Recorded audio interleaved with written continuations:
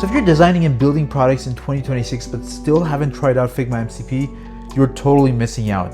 I mean, this tool has saved me dozens of hours of manually porting over designs and screenshots over to Cursor or any AI tool. It's literally made it possible for me to go from design to a coded product within hours. And I'm not exaggerating here. If you want to know my workflow and how I'm getting these products done in a matter of hours, let's jump right in and I'll show you some tips and tricks that you're gonna need.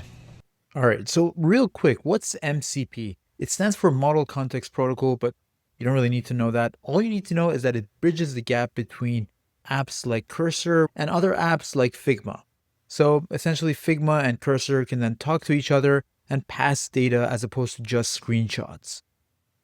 So this makes communication between the two apps much easier. And it runs all locally on your own machine. Setting it up is super simple. All you need to do, head on over to the dev mode, and you do need a Figma Pro account for this. And on the right side, if you don't have MCP enabled, initially it might look like this for you. You just need to hit enable desktop MCP server. Boom, it's enabled. All you need to do now is go back to your coding tool. I'm in Cursor now. Go ahead and open the settings here and head on over to tools and MCP. If you don't see Figma here, you're gonna have to add it. And the easiest way to do that is actually go back to Figma, hit this little help icon, and that should open the docs. Now I'm using the desktop MCP server, so I'm gonna hit that. Now there's two ways to set it up. Either you can go ahead and copy this over here, or in fact, you just need to copy this Figma desktop here. In Cursor, you can then go ahead and let's imagine you don't have this already in there. It should look something like this. Then you can go ahead and paste what you have from that document and hit save. The other method here that I've logged in with is that you can actually go to the remote server here in the documents and then go ahead and find your coding tool. I'm using Cursor, and then over here you just have a deep link. You click on that and it automatically opens Cursor, and then you can go ahead and install Figma MCP. So that's another way to do it. Both ways work. And to show you what I'm working on this AI video editing app. Basically, it works by allowing you to remove filler words, remove retakes, shorten gaps that you have. And it's just a neat little tool for video editors or anyone making content for that matter. And literally, I've been putting together this app only using Figma MCP in terms of the designs. Let me show you how. I'm going to head on over to the CueClip Figma file and zoom in and find a new panel that I don't have yet. So we don't have this effects panel just yet. If I go back to the editor and hit effects, it doesn't go anywhere because it doesn't exist yet. So let's code it together using Figma MCP. So you want to actually go ahead and select a frame. This is really important. Then head on over to the dev mode. And then over here on the right side, you'll see under the MCP, there's a link here. You want to go ahead and copy example prompt, and that will copy this over here. It will even tell you roughly how much estimated tokens the coding tool will probably take to develop this. I'm going to head back over to Cursor, make sure you open a new chat, and then you can go ahead and simply paste what you copied from Figma. Now, this is the important part. You want to prompt this. You don't want to just pass this. In fact, you probably don't need this implement this design from Figma. That's just a placeholder. So I'm going to write exactly what I need.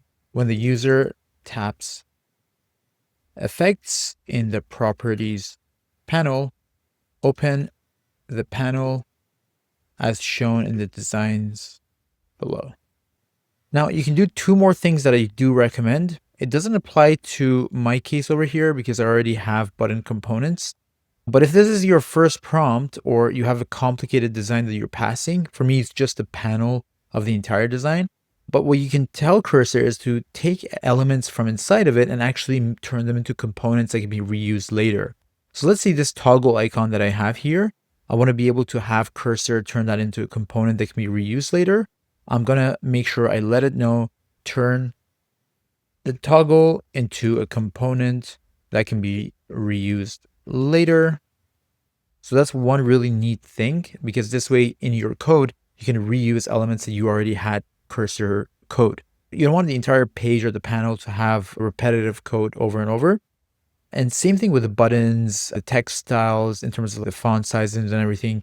You can even have it follow variables. So if you're setting up variables, you can have it tell cursor to actually use a style guide and follow the style guide as opposed to every time doing it from scratch. So those are the 2 tips that I have as well. I'm going to go ahead and hit enter here. In terms of the model, it doesn't really matter. You can go with auto if you want, or you can do max mode. For a prompt like this, I can just do auto. I think that would probably do a decent job. Let's see how it does now. Now remember, I haven't actually given it any instructions around what the functionality should be here.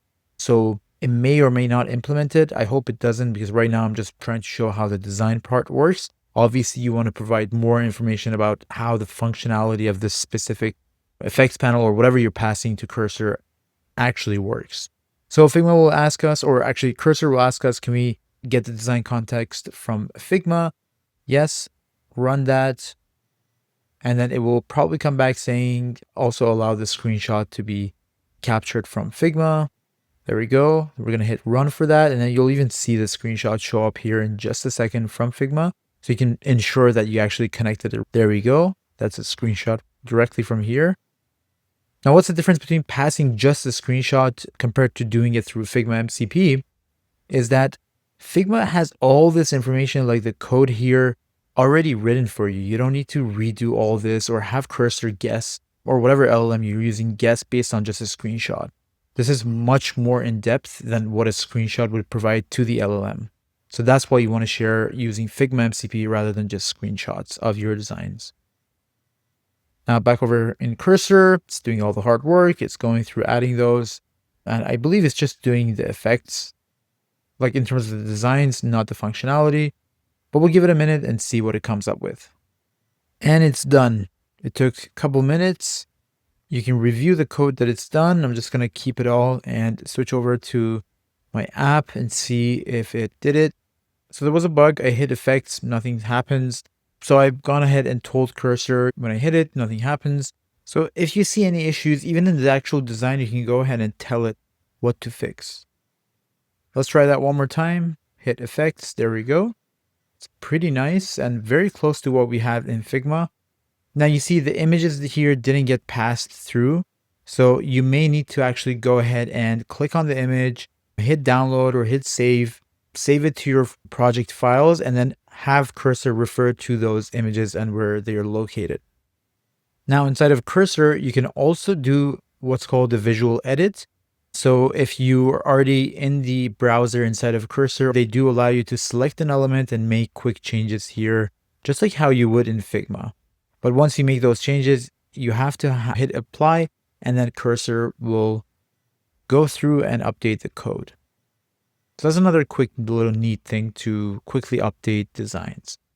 So I hope that helps and speeds up your workflow so you can also ship products in a matter of days and not weeks.